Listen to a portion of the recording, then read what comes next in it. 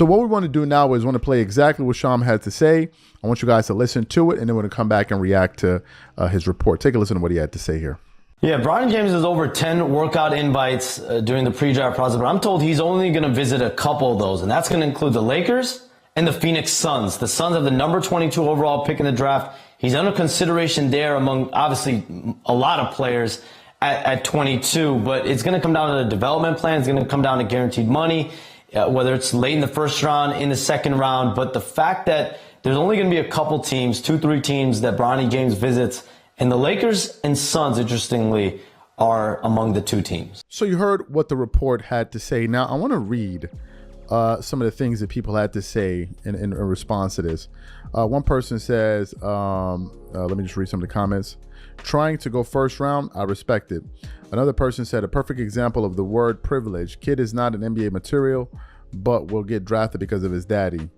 Another person said, what 8 teams did he decline to work out for? Are they that desperate to get LeBron James? Another person said, what a joke. If he gets drafted and gets guaranteed money, every player he faces on the court is going to abuse him, especially the underrated two-way rookies who are going to be out for blood, mad because they better, but he's getting guaranteed money. Another person said, now every basketball fan knew the Lakers would invite him. That's not news. So that's what some people had to say about that report.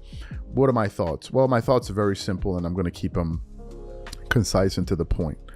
Look, I'm not sure what these teams are after beyond the fact that they may be trying to lure LeBron James. We actually put up a post on our channel asking the question about 30 minutes ago, where we said, should the Lakers consider drafting Bronny James? And out of the 1,000 people that have voted, 81% said no, 19% said yes.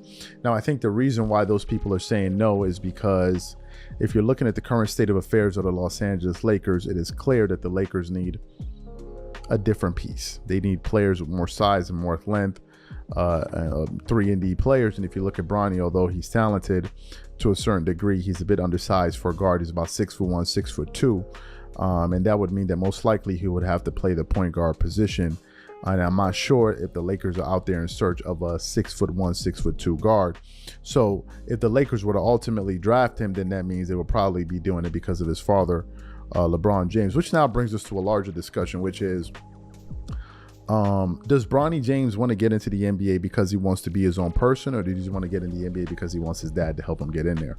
And it's interesting because if you listen to him a few weeks ago or a week or two ago, he was talking about that he wants to pave his own way. He wants to be his own man, kind of create his own legacy and reputation for himself. But then turning out all those other teams just to focus on the Lakers and the Suns, that kind of seems to fly in the face of what you said, right? If I want to be my own man, I want to go do my own thing. I want to be away from my dad. I want to go make a name for myself.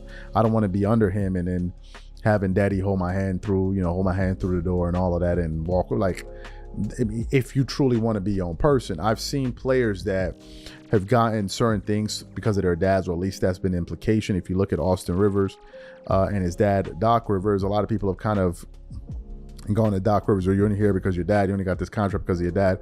And no one wants that, especially if you're a guy watching this show and you have a dad that maybe has done well for himself in whatever field or whatever it is.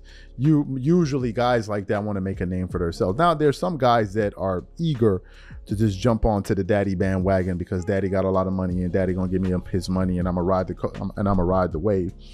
But usually what happens is you seldom see a son that comes after his dad that is very, very, very successful be as successful as his dad as his father. It rarely happens. It rarely happens because I personally believe that the circumstances that usually the father is raised in are harder than the circumstances the son is raised in, especially when it's the first time